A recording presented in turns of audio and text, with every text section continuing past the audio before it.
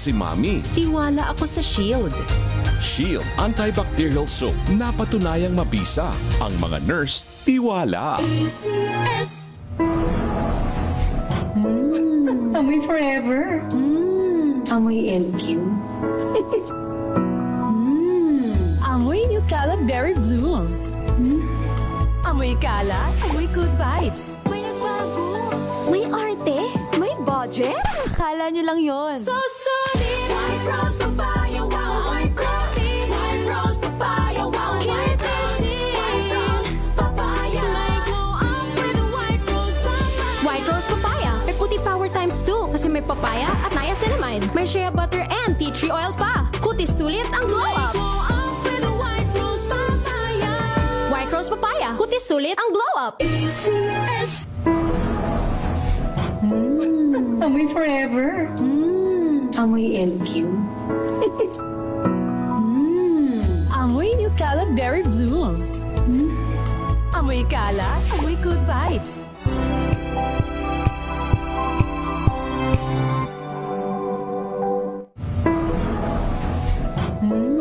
Amoy forever. Amoy LQ. Amoy New Calad Berry Blooms. Amoy kalat, amoy good vibes.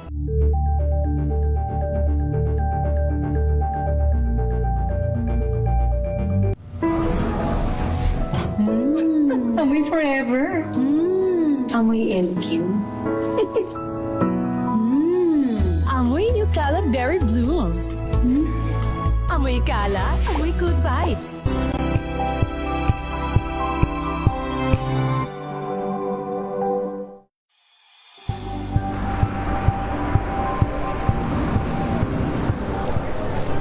Pa rin ang ating mga eksperto. Dito lang sa Expert Opinion. Ito ang Ito The po Better ang News. TNVS. Trending and Isang Fashion. kwento, iba't ibang anggulo. Dito, sa Point of Bawat pananagutan ating tatalakayin dito sa Hoy. Bawal yan.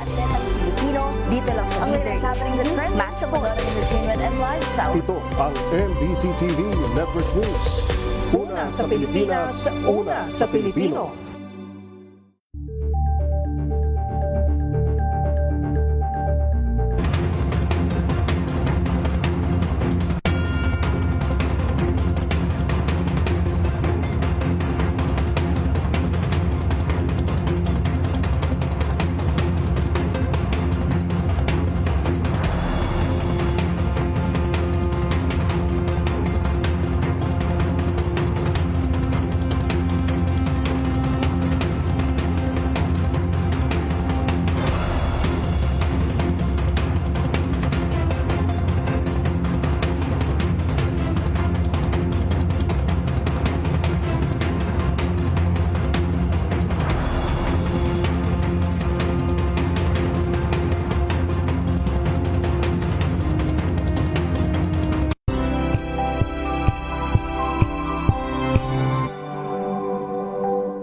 Tambalang Anthony Taberna at Jerry Baha ang gigising sa inyong umaga dahil lalatay ang humahagupit na diskusyon at komentaryo Lunes hanggang Biyernes sa 2x2.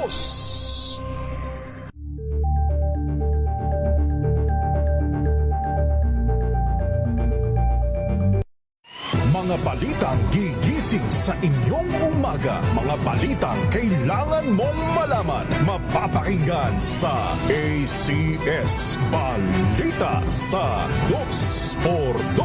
Kasama sina Anthony Taberna at Jerry Baha. Lunes hanggang Biyernes.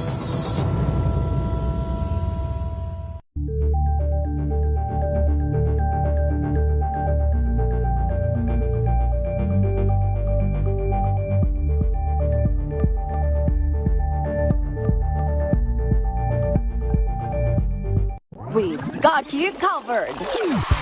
From the hottest hits, exclusive interviews, kilig to the bones fan meet experience, and hataw performances of your favorite stars. Saturdays, 12 noon, dito lang sa DZRH TV. number 1 na naman ang inyong DZRH sa latest survey ng Kantar Media na inilabas nitong January 2026. Hindi lang sa Metro Manila, kundi pati rin sa Mega Manila.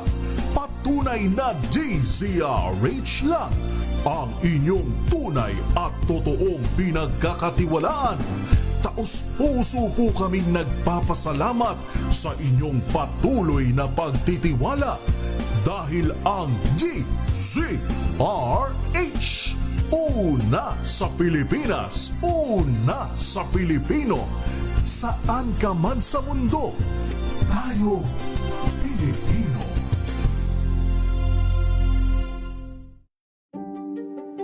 Buklatin ang mga pahina. Pakinggan ang boses ng lipunan. Tunghayan ang mga issue mula sa ibang katayuan. Nakakalungkot kasi deserve ba namin ng ganito? Na hindi nila alam kung ano talaga yung kanilang mga karapatan. Yung gobyerno, tinulungan nila yung kanilang magsasaka. Pinapatahimik tayong lahat using various laws. Through education, kayang-kaya nating baguhin yung ganitong klaseng pag-iisip. Isang kwento, iba't ibang anggulo. Dito, sa Point of View.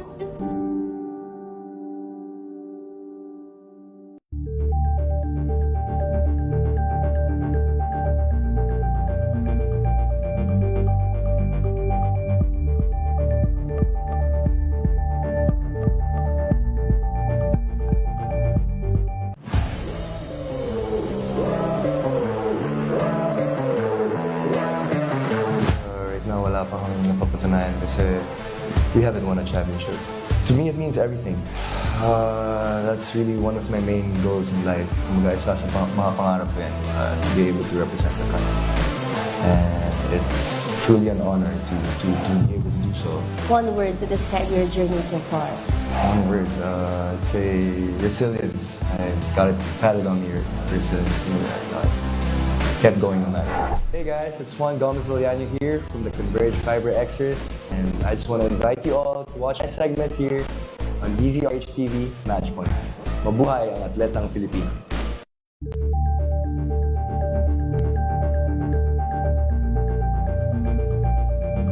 Maagang balitaan, maagang usapan sa mga issue at balita kasama si Kuya Angelo Palmones sa Magandang Umaga Pilipinas mula Lunes hanggang Biyernes.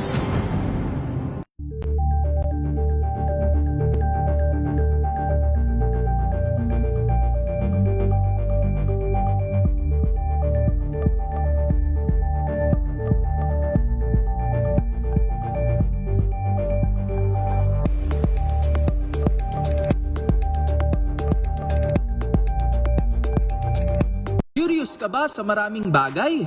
Kami na ang bahala dyan. Aalamin, tutuklasin at bibigyang linaw namin ang mga katanungang bumabagabag sa inyong isipan. Sa programa kung saan ang bawat sagot ay galing lamang sa mga eksperto. Ang Expert's Opinion, tuwing linggo 3:00 ng hapon, dito lang sa DZRH TV.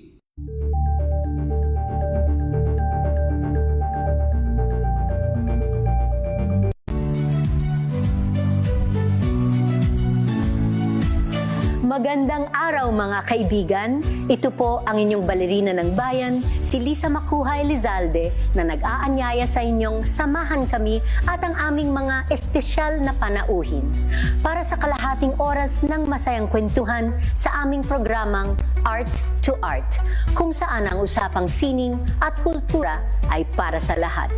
Huwag kaliligtaan, tuwing linggo, 3:30 ng hapon, dito lamang sa DZRH Radio, DZRH TV, at via online streaming.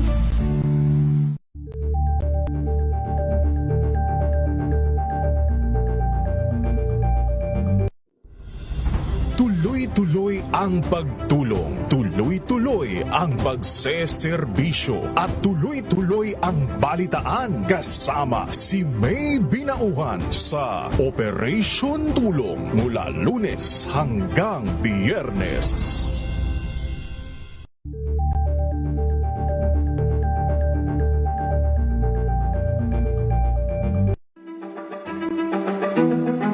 that you are following will be yours tonight. Hatid ng DZRH TNT. Tomorrow's News Tonight. Mga balitang binabantayan, mga balitang ayaw tigilan ng intriga, mga balitang patuloy ang pagbabago. Malalaman na tonight with Ray Sibayan, Kisses Habson, TNT. Tomorrow's News Tonight. TNT. Tomorrow's News Tonight.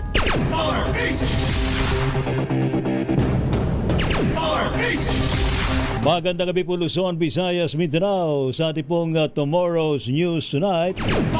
Ngayon pong gabi ito mga kaibigan ng Webes, April 16, 2026. Sa ating pong headlines, panibagong mega big time price hike. Rollback. Rollback. Pinakakaba mo naman ako, partner. Lalong lumilinaw, higit 16 pesos daw po posibleng tapyas sa presyo ng diesel. Panibagong tigil pasada, welga ng bayan, kasado naman sa susunod na linggo. Manipis sa supply ng kuryente naranasan sa Luzon at Visayas grid. Yellow alert, itinaas. Manipis sa otig 10 kilong libreng bigas. Wow, ipinamahagi sa 80,000 pamilya sa lungsod ng Maynila. Gaming tycoon Charlie Atungang abay naispatang nasa Calabarzon area. Ayon po mismo kay DLG Secretary John Vic Remulla. Pulis ng MPD sumuko matapos na maiugnay sa umano'y shootout sa Paranaque. Yung pong renewal ng driver's license at car registration na mag-expired ngayon pong Abril, pinalawig ng LTO. Sa TNT Global News, Pope Leo XIV pagsasagawa ng peace meeting sa Cameroon sa gitna po ng pambabatikos ni US President Trump. Sa showbiz, birthday wish ni Sixto Dantes, kinaaliwan daw ng mga netizen. TNT. Tomorrow's News Tonight. Ano po mga lingkod mga kaibigan sa pagbabalita, sina Ray Sibayan at Kisses Habson para sa DZRH, una sa Pilipinas, una sa Pilipino. Sa ating mga balita, good news sa mga motorista. Natili daw ho mababang halaga ng krudo sa world market para sa nakalipas na 3 araw na trading. Mula April 13 hanggang April 15, nasa negative trend ang presyo ng diesel, gasolina at kerosene. Sa pagtayo ho ng mga kinaukulan, ang halaga ng diesel ay nasa katumbas na 16 pesos and 80 centavos bawat litro. 3 pesos and 20 centavos naman sa bawat litro ng gasolina at 2 pesos and 60 centavos naman sa bawat litro ng kerosene. At dahil po sa may 2 araw pang trading ngayong linggo, maaari pa magbago ang figures so tumaas pa ang inasang rollback sa susunod na linggo. Samantala, pinaiimbestigahan naman ng Department of Energy Oil Industry Management Bureau Director Rino Abad ang dahilan ng hindi paglahok ng 3 gasolinahan sa Metro Manila sa 10 piso kada litrong fuel subsidy ng pamahalaan. Bukod sa 3, isa rin ang nag-excuse muna dahil ginagawa umano ang kanilang gasolinahan. Sabi ni Abad, 48 mula sa kabuang 52 stations o gas stations sa Kalakhang, Maynila ang accredited na ngayon. 6 na rutaan niya aprobado ng LTFRB na mapapasama sa Phase 1 ng programa sa rehiyon. Onboarded lahat ni Land Bank would be 48 gasoline stations in total. 3 ho yung nag-decline. At yung isa nag-excuse din muna dahil under repair yung kanyang gasoline station at baka mahirapan siya mag-accommodate. But we will look into the 3 who declined para makita ho natin ang reasons why they did not participate nitong programa. Samantala, umaasa naman si Energy Secretary Sharon Garin na mapapalawig na ang mga programa sa buong bansa sa katapusan ng buwan. TNT. Tomorrow's News Tonight. Muling magsasagawa daw po ng tigil pasada at welga ng bayan ng iba't ibang transport group sa Abril 21. Ayon po kay Piston National Coordinator Cirilo Latoreno, isasagawa daw po ito hindi lamang sa Metro Manila kundi sa iba't ibang bahagi ng Pilipinas. Nasang lalawakan daw po ito na higit sa 4,000 tsuper dito po lamang sa Metro Manila. Binigyan din naman ni Latoreno na hindi tinugunan ni Pangulong BBM ang panawagan nilang suspindihin ng excise tax sa diesel at value-added tax sa langis.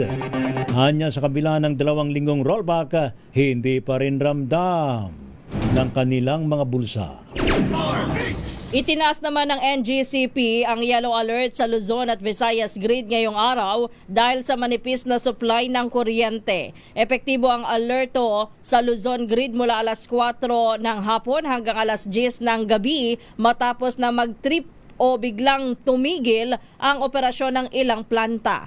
Ayon sa NGCP, nasa 12,000 megawatt lang ang available na kuryente sa Luzon habang ang peak demand ay umaabot sa 11,000 o halos 12,000 megawatt habang nasa 35 planta ang naka-forced outage bukod pa sa 14 na iba pa na limitado ang kapasidad kaya mahigit na 5,000 megawatt ang nawala sa sistema. Isinailalim din sa yellow alert ang Visayas grid mula alas 6 ng gabi hanggang alas 7 ng gabi. Sa advisory ng NGCP, mayroong capacity ang grid na 2,500 megawatt kumpara sa peak demand na 2,300 megawatt.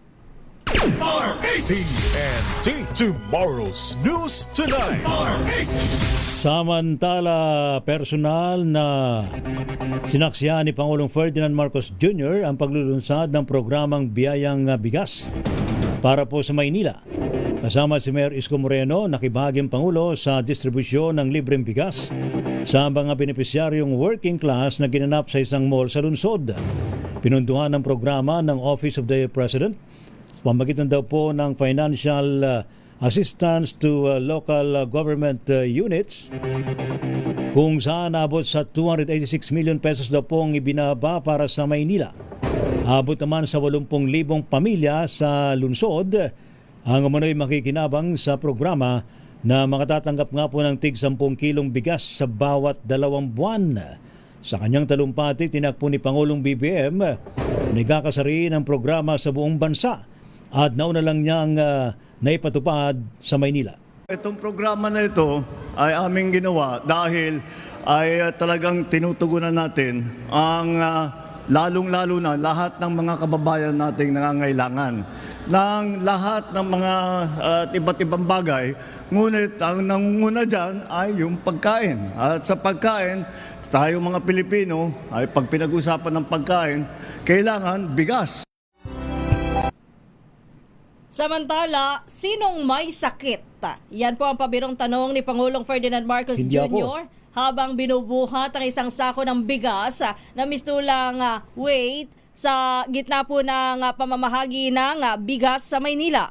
Nasa lungsod kaninang umaga ang Pangulo upang personal na saksihan ang paglulunsad ng libreng bigas program kasama si Mayor Isko Moreno Domagoso. Sa gitna po ng distribusyon, muling pinagpag ni Pangulong Marcos bilang fake news ang mga kumakalat na chismis na siya ay may malubhang sakit sa pamamagitan ng pagbubuhat ng sako ng bigas na ginawa bilang dumbbell. Sinong may sakit?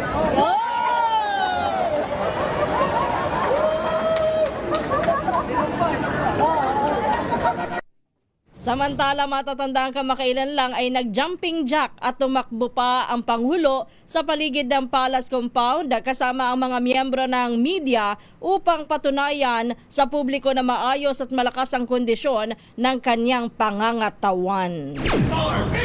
May request ako, Mr. President. Mag-bike tayo. Kaya lang kasi sa bike masakit sa kahit malakas ka. Dami nyo naman reklamo. Aray? I-try nyo. Huwag kayo magre-reklamo nyo pa natatry Hindi nagbabike kasi ako. Oh. Ang problema kasi sa bike, kapag matagal ka nang hindi nakapag-bike, kahit na malakas ka, ako nag-gym ako noon Pero kapag bike na pinag-uusapan, Ang sakit sa binti. Lahat naman kasi ng first time, Masakit. masakit. Oh. Pag first time mag-bike, masakit. Masakit. Ang sakit sa binti. Saya Oo. Apo Presidente, bike ha? Baka magpa-schedule ka ng bike sasama din kami dyan. Go na lang. Ayoko. Mag-anunsyo po kayo kung kailan kayo magbabike para maraming sumama sa inyo. Ha? Ayan, i-bike ko natin ang haba ng EDSA. Ang layo. Palibasa, may practice ka eh. Hindi naman, bihira nga ako mag-bike eh. Dahil Biruin mo, mainit. nag-try ako nag-bike to work ng daytime. Ah. Hindi ko na muna inulit. Masakit? Hindi, sobrang init. Masakit sa balat. Masakit sa balat. Yun. Diyos mio. Yung ating cycling infrastructure po dapat ma-improve po para maengganyo yung ating mga babayan na magbisikleta yung mayroong lilim, ha? Kasi hinubaran ninyo mga kalsada eh, ha? Alam mo, ang dapat wala yung mga puno eh. Ang isa sa dapat mong yayain, good evening, Ma'am Ellen Pulido. Diba lagi kasing naimbyer na si Ma'am Ellen sa traffic Si GM Torre. Ayan, nagbabike yan. Yan ang nagtataguyod ng cycling sa Metro Manila. Pero dapat ingganyo din po ninyo GM, si Chairman Artes. Romando Artes. Na sinasabi ng ilan na hindi naman daw makasiklista. Ayan. So yan dapat maging tayo, active mobility ka nga. Para may panlaban tayo sa mataas na presyo ng petrolyo. Samantala, nangako naman si Pangulong Ferdinand Marcos Jr. na sisikapin po ng kanyang administrasyon na tuldukan ng gutom bago matapos ang kanyang termino. Ito bang sinabi ng Pangulo nang dumalo sa biyayang bigas sa Maynila ngayong araw.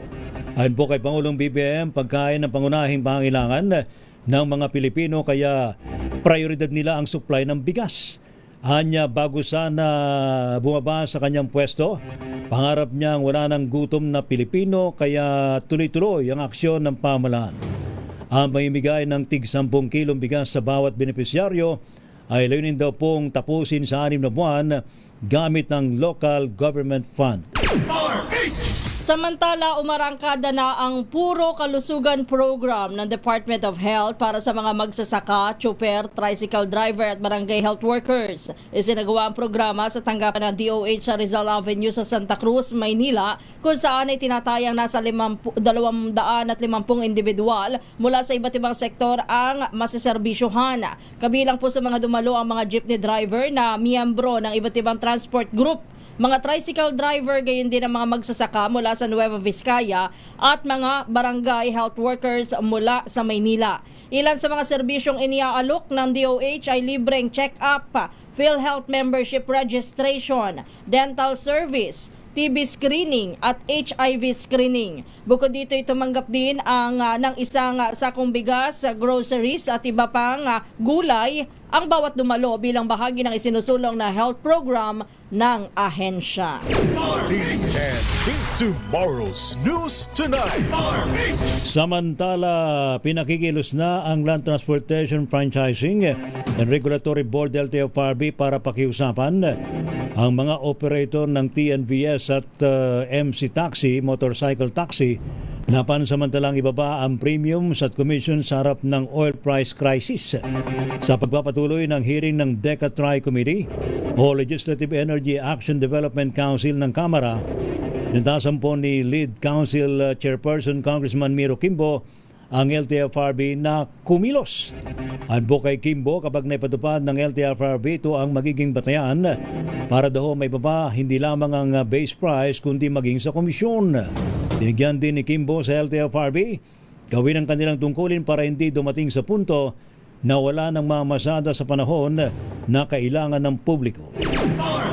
Samantala, patuloy ang paglago ng padalang pera ng overseas Filipinos matapos umabot sa halos $2.8 billion ang cash remittances noong February 2026. Ayon sa pinakahuling datos ng Bangko Sentral ng Pilipinas na itala sa $2.79 billion ang cash remittances para sa buwan ng Pebrero. Sa kabuuan, umakyat sa $5.81 billion ang naipadalang pera mula January hanggang February 2026, mas mataas sa 3.1% kumpara sa $5.63 billion sa parehong panahon noong nakaraang taon.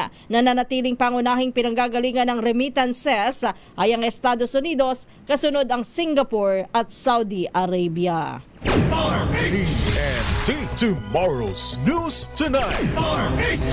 Standby pa rin po sa iba pang mga balita mga kaibigan sa Tomorrow's News Tonight. Inimbestiga na raw po ng NBI ang mga seryosong banta at umano'y planong asasinasyon kay Pangulong Ferdinand Marcos Jr. Samantala naman, abay manipis na supply ng kuryente naranasan daw po sa Luzon at Visayas Grid. Yellow alert nakataas. Si gaming tycoon Charlie Atungang abay naispatan dyan po sa Calabarzon at patuloy pa rin daw po ang paghahanap sa kanya. Ang sabi ni Secretary Remulla, naka-eyeball. Sino naka-eyeball? Yung isa yatang informant niya naka-eyeball eh. So nakita. O eye contact lang. Ayun ang ano. Kasi di ba eyeball dapat eyeball, meet up? Meet up. Eyeball tayo, meet up. Yan. Samantala isa naman pulis Manila. Abay sumurrender daw matapos may ugnay sa manoy madugong shootout. Diyan po sa Parañaque kagabi. Sa ating pong TNT Global News, Pope Leo XIV magsasagawa ng peace meeting sa Cameroon sa gitna ng pagbabatikos ni US President Donald Trump. Mamaya meron ding report si Kyle, ha? Di ba merong report si Kyle? Sa sports. Sa sports meron? Ayun, meron, ha? Mamaya malalaman din natin. At sa showbiz, birthday wish daw po ni Sixto Dantes, kinaaliwan ng mga netizen. Pilipinas ang oras, alas 9:31 ng gabi.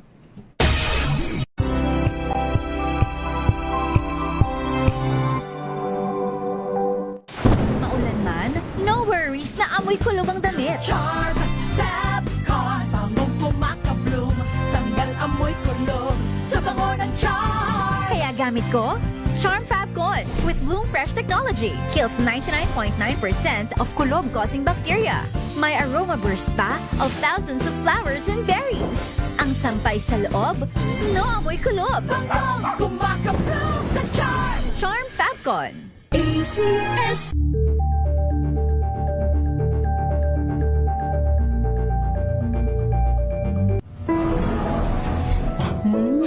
Amoy forever. Amoy LQ. Amoy New Calab Berry Blooms. Amoy kalat, amoy good vibes.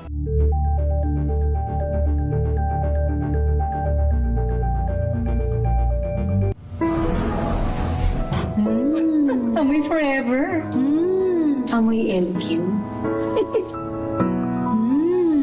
Amoy New Calab Berry Blooms. Amoy kalat, amoy good vibes.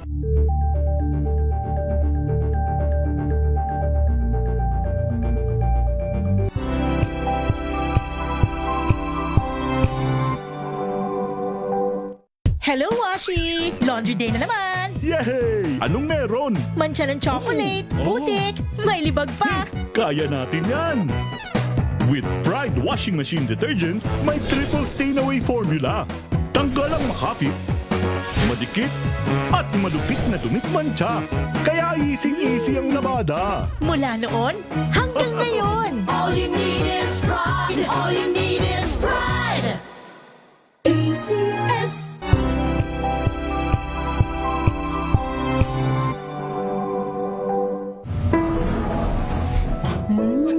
Amoy forever. Amoy LQ. Amoy New Calab Berry Blooms. Amoy kalat, amoy good vibes.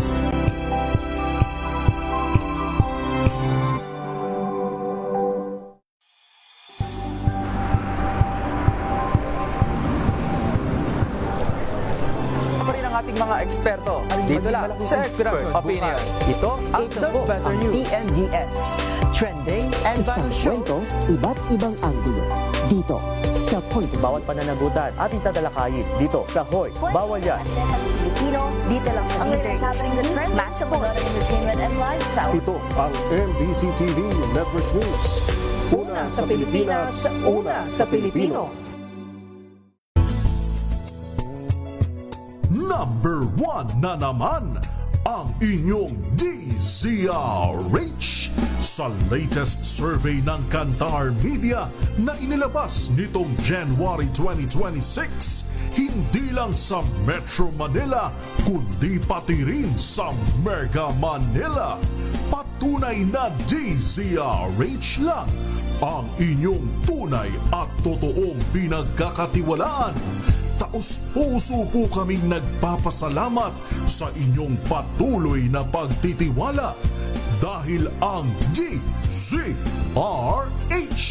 una sa Pilipinas, una sa Pilipino.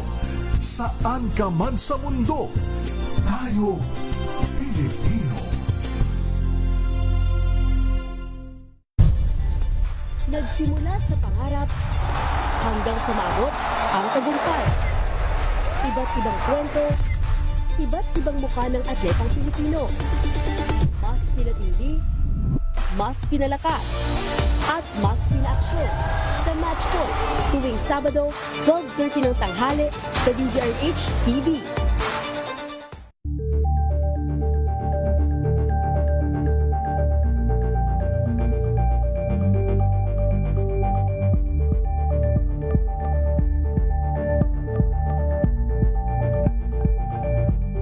Tambalang Anthony Taberna at Jerry Baha ang gigising sa inyong umaga dahil lalatay ang humahagupit na diskusyon at komentaryo Lunes hanggang Biyernes sa 2x2.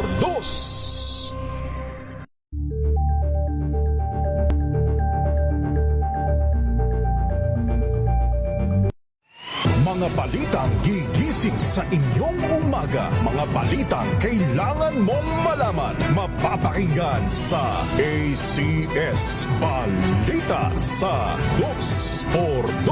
Kasama sina Anthony Taberna at Jerry Baha. Lunes hanggang Biyernes.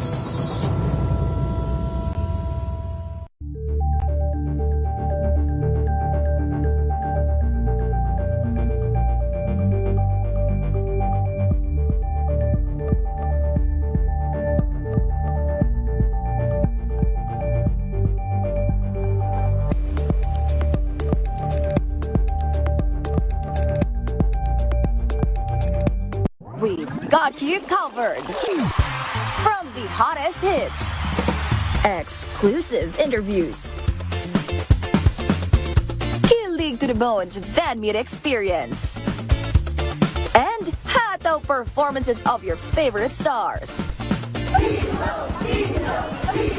Saturdays, 12 noon, dito lang sa DZRH TV.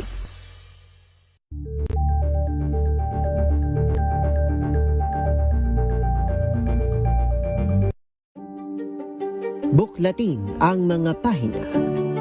Pakinggan ang boses ng lipunan. Tunghayan ang mga issue mula sa ibang katayuan. Nakakalungkot kasi deserve ba namin ng ganito? Na hindi nila alam kung ano talaga yung kanilang mga karapatan.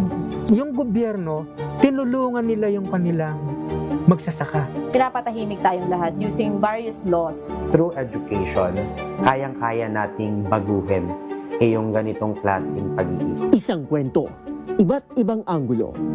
Dito sa Point of View. Marvel's News Tonight. Ano po mga lingkod, sina Ray Sibayan at Kisses Habson. Para sa DZRH, una sa Pilipinas. Una sa Pilipino. Sa ating munang report mula kay Noche Cacas, tricycle driver na isang opisyal daw po ng isang homeowners association, pinagbabaril sa Taytay Rizal, patay. Report mula kay Noche. Go. Lakay Ray at Kisses, patay ang isang tricycle driver na isang opisyalis rin ng Homeowners Association matapos sa pagbabarilin sa Dolong Bangyada, Velasquez Street at Barangay San Juan sa Taytay, Rizal. Naisugod sa ospital ang biktima ngunit idineklarang dead on arrival itong si Danilo, 43 anyos. Ayon sa report, nasa loob ng kanyang bahay ang biktima nang ito'y pagbabarilin. Tinukoy ng pulisya ang suspect na si alias Dato Sadik, isang opisyalis ng Damayan ng Maraldang sa May Dulong Bangyad Association, ang biktimang si Danilo na sinasabing nakakatanggap ng death threat na may kinalaman umano sa pagiging opisyal ng naturang asosasyon tulad ng land dispute. Nagsasagawa na ng backtracking sa CCTV footage sa follow-up operation ng pulisya sa krimen. Samantala, wala ng buhay nang matagpuan naman na duguan itong isang lalaki sa Southville 3A extension na Barangay San Antonio sa San Pedro City, Laguna. Idilala ang biktima si alias Jan, residente ng Sitio Bayan-Bayana, Barangay San Vicente sa naturang bayan. Ayon sa report na nakarating sa Police Regional Office sa 4A, isang tawag ang natanggap ng San Pedro City PNP mula sa Barangay Tanod hinggil sa insidente. Na-verify ng mga pulis ang biktimang nakahandusay sa kalsada na duguan at may tama ng bala ng di pa batid na kalibre ng baril. Ay sa salaysay ng ama ng biktimang si Antonio, ang kanyang anak ay dati umanong sangkot sa isang krimen na ngayon ay binabalidit na ng pulisya. Idagdag ko na rin na Lakayre at Kises, matagumpay naman na aresto ang tatlong big-time drug pusher kabilang ang isang babae sa ikinasang bypass operation ng Bacoor City PNP sa isang mall sa Barangay San Nicolas 2 sa lungsod ng Bacoor sa Cavite. Arestado naman itong sina alias Popoy, RC at isang babae na si alias Cathy na pawang mga residente ng Barangay Paliko sa siyudad ng Imos.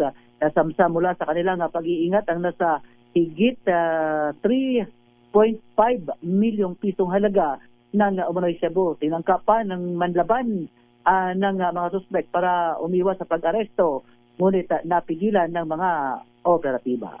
Arit sa 27, natika ka sa DCRH, una sa Pilipinas, una sa Pilipino.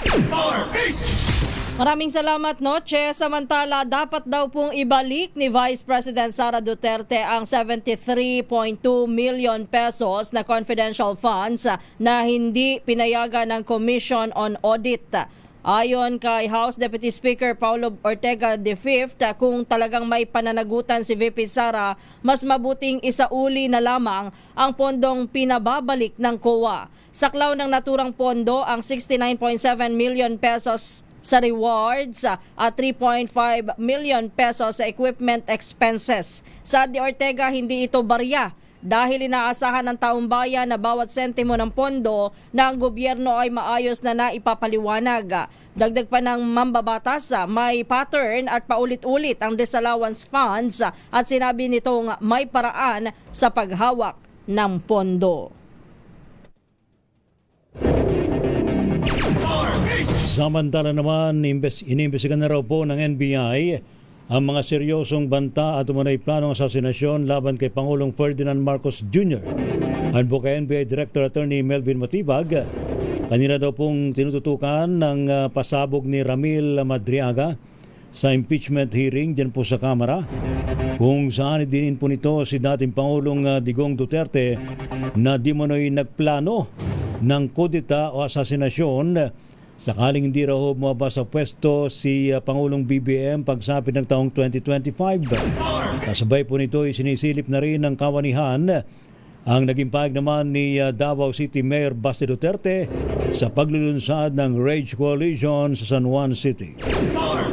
Samantala, malapit nang makuha ang kinakailangan na bilang ng pirma na pabor sa partial committee report ng Senate Blue Ribbon Committee hinggil sa maanomalyang flood control projects. Ito po ang inanunsyo ni Senate President Pro Tempore Ping Lacson matapos na makuha ang pirma ni na Senate President Tito Soto III at Senator Erwin Tulfo. Sa ngayon ay 6 na ang pumirma mula sa unang 4 na sina Senator Bam Aquino, Senator Kiko Pangilinan at Senator Risa Hontiveros at Senator Ping Lacson.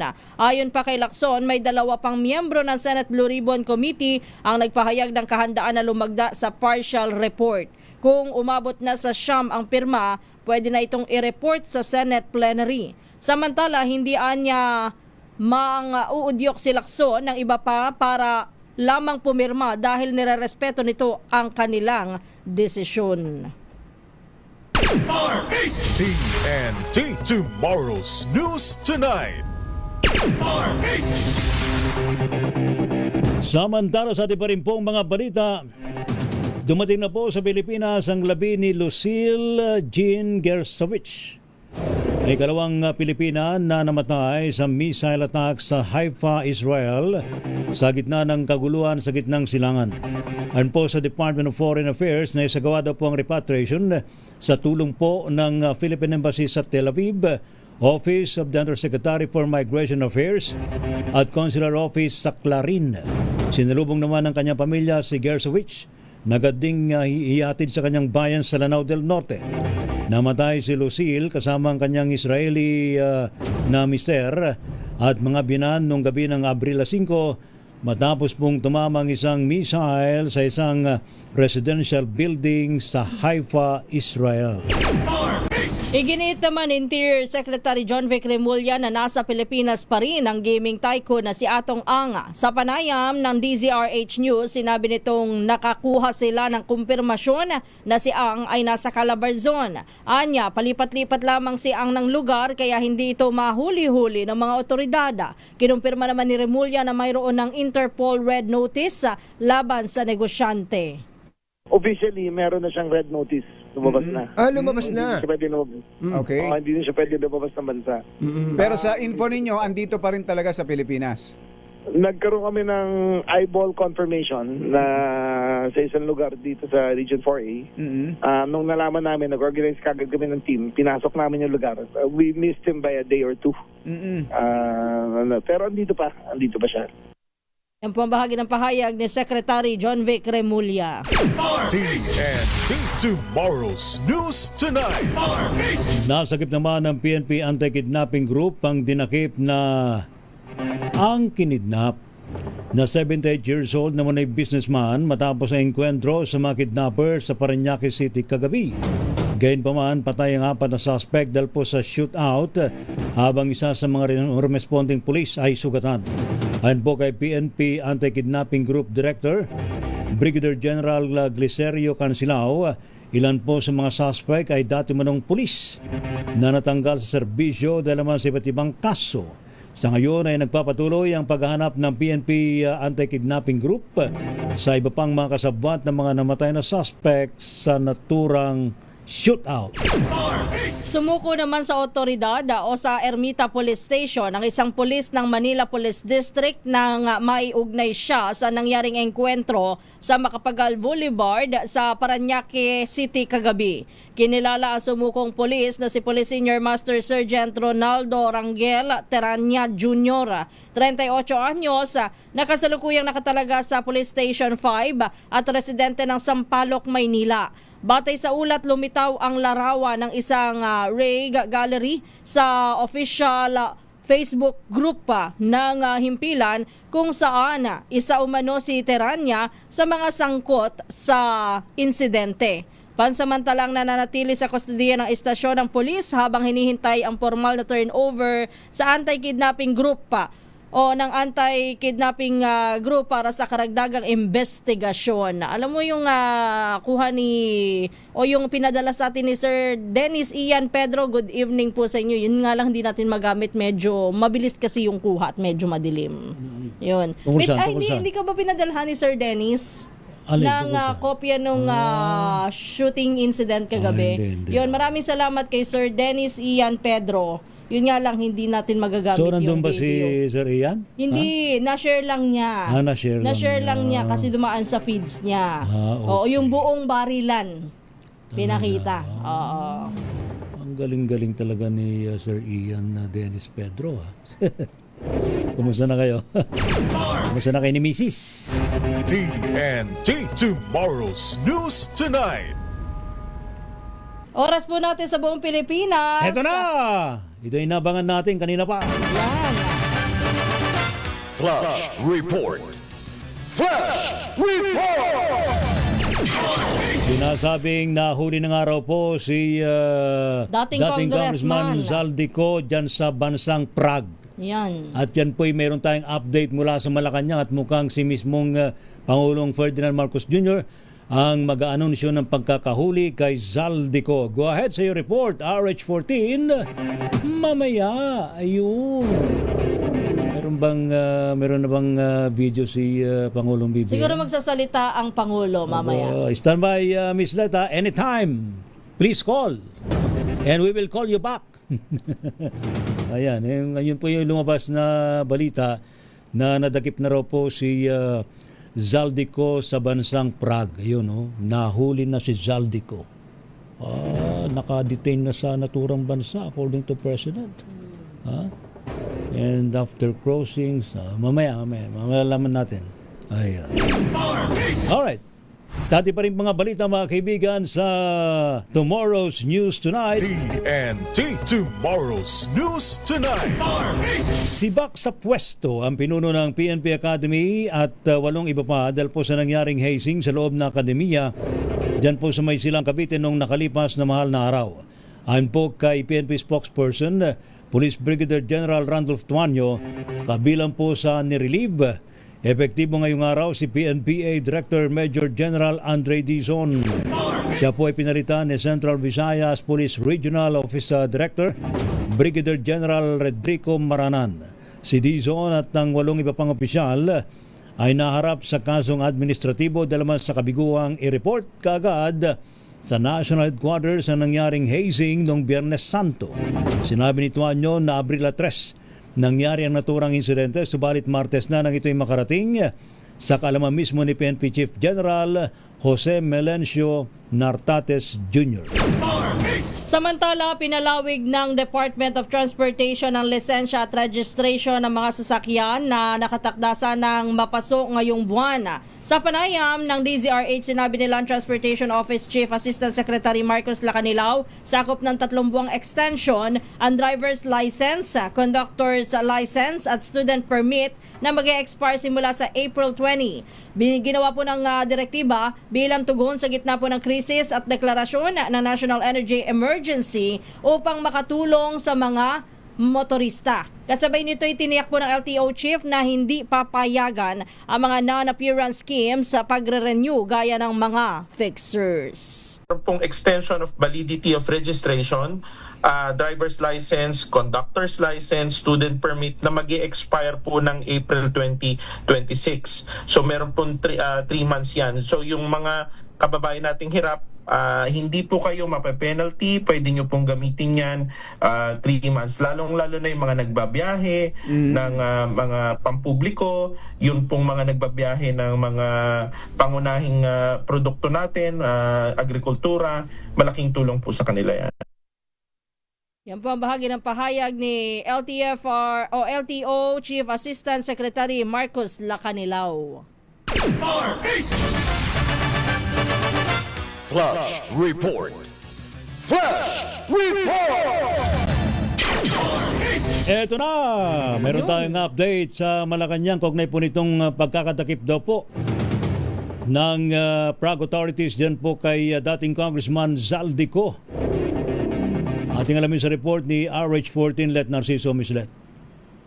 Ray Quises, kinumpirma ni Pangulong Bongbong Marcos na nahuli na si dating Congressman Zaldico. Sa expose ng Pangulo, sinabi nitong nakadetain si Ko sa Prague matapos tumawid sa Czech Republic nang walang kaukulang dokumento at kasalukuyan siyang nasa custody ng Czech authorities. Sabi ni Pangulong Marcos, mahigpit na nakikipag-ugnayan ng pamahalaan sa Czech government para matiyak na nasusunod ang lahat ng legal na proseso at inaasikaso na rin ang kanyang pagbabalik sa Pilipinas sa lalong madaling panahon. Ito si Let Narciso para sa DZRH. Una sa Pilipinas, una sa Pilipino. Thank you, Ms. Let. Flash Report. Flash Report! Basta't may nangyari, unang maririnig sa kauna-unahan. DZRH Flash Report! TNT Top News Trending Worldwide. Sa ating TNT Global News, sa Pope Leo XIV magsasagawa daw po ng peace meeting sa Cameroon sa gitna po ng pagbabatikos ni US President Trump. Ibalita mo yan na Wina Pearl Hesoro. Babiyahe si Pope Leo XIV patungong lungsod ng Bamenda sa Cameroon upang dumalo sa isang pagpupulong para sa kapayapaan at magsagawa ng banal na misa. Ang Bamenda ang pinakamalaking lungsod sa English-speaking region ng Cameroon na matagal nang apektado ng kaguluhan sa pagitan ng gobyerno at separatist groups. Matatanda ang binatikos ni US President Donald Trump si Pope Leo XIV dahil sa naging pahayag nito laban sa gera sa Iran. Sinabi ni Pope Leo na hindi siya titigil sa pagsasalita tungkol sa kapayapaan at digmaan.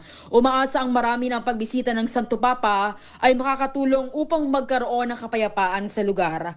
Para sa TNT Global News, ito si Wina Pearl Hesoro ng DZRH. Una sa Pilipinas, una sa Pilipino. Thank you. Salamat, Miss Wina Pearl Hesoro. Sa ating sports, meron tayong update mula kay Kyle Bulyas. Kyle, go! Malapit nang masweep ng De La Salle Lady Spikers ang elimination round ng UAAP Season 88 Women's Volleyball Tournament. Kasunod ito ng kanilang 3-set victory laban sa University of the East. Dahil dito isang panalo na lamang ang kailangan ng Lady Spikers para umabante agad sila sa finals sa pamamagitan ng stepladder format. Huling makakatapat ang De La Salle ang defending champions na National University Lady Bulldogs. Una na nilang pinataob ang NU sa first round ng laban. Sa kasalukuyan, nasa second place at pasok na rin sa Final Four ang NU sa kanilang record na 9 wins at 3 losses. Kapag nanalo ang Bulldogs sa second round, masusunod ang Final Four format kung saan hawak ng La Salle at NU ang twice-to-beat advantage sa semis ng laro. Para sa TNT Sports, ito si Kyle Bulyas ang DZRH, una sa Pilipinas, una sa Pilipino. Thank you, Kyle Bulyas. At ngayon sa ating showbiz. Sa showbiz birthday wish ni Sixto Dantes, kinaliwan daw po ng mga netizen. Ibalita mo yan, Don Carlos. Kinaliwan ng netizens ang pagtupad ni Dingdong Dantes at Marian Rivera sa birthday wish ng kanilang anak na si Sixto Dantes. Ang hiling ni Sixto sa kanyang 7th birthday ay isang manok. Sa isang Facebook post ni Marian, sinabi ng aktres na something simple yet special ang naging kahilingan ng kanyang anak. Agad naman itong umani ng samot-saring reaksyon mula sa mga netizen na sobrang natuwa sa kaligayahan ng Sixto. Si Sixto ang bunsong anak ni Marian at Dingdong na sumunod sa kanilang panganay na si Sia. At yan ang trending na balita para sa TNT Showbiz. Ito si Don Carlos ng DZRH. Una sa Pilipinas, una sa Pilipino. Thank you, Don Carlos. TNT Tomorrow's News Tonight. Ay, salamat to sa matumutok po sa ating balitaan sa Tomorrow's News Tonight. And of course, ating mga nakagapay ngayon po gabing ito mga kaibigan sa buong persa po ng DZRH News Team. Oy, teka lang, bago ka magpaalam, Lakay. Ulitin lang natin yung araw-araw nating pinapanawagan dito at inaanunsyo yung fake news tungkol po dun sa sinasabing medical financial assistance. Hanggang ngayon, ang dami pa rin hong pumipila sa atin. Ano ba yung mga scammer wag ko kayong maniniwala doon sa mga nag-post nga po doon sa social media, sa mga group na nagsasabing meron pong ibinibigay na financial assistance, financial loan, ang DZRH. Ang aming pong tulong ay sa pamamagitan lang po ng DZRH Operation Tulong sa tulong at katuwang po ang aming mga sponsor. Ito pa rin ba yung pa rin yung dati, account ng Lakay. scammer? Oo. Yung Zenibit 2.0? Nakabura dito sa akin Hindi, nandito. Paalala sa publiko. Nililinaw ho namin na walang anumang kaugnayan o koneksyon ng DZRH sa account na Zenibit 2.0, pati sa mga taong nasa likod ho nito. Ang dami pa rin pumipila kasi Lakay. Kawawa naman. Sana kalusin na kayo ng Panginoong Diyos lahat ng mga scammer. Nagalit yung aking partner eh. Salamat sa buong pwersa ng DCRH News Team, sa ating mga nakagapay sa DCRH Radio, nandiyan si Jeric, sa DCRH Television, mga pogi dyan, sa ating DCRH Digital, maging sa DCRH Malanday Transmitter. Siyempre, mga gwapo rin dyan, ano ha? Ang inyo pong mga lingkod, mga kaibigan, sa Bagbabalita, sina Ray Sibayan At Kisses Habson. para sa DCRH, una sa Pilipinas. Una sa Pilipino. Pilipinas ang oras. Ang oras, 9:59, 1 minuto bago mag-alas 10. Hinintay ko nga mag-alas 10 eh. Hininahan mo ko. Akala ko iniintay mo ko. Yung palang oras ang iniintay Hinintay ko mo. mag-alas 10.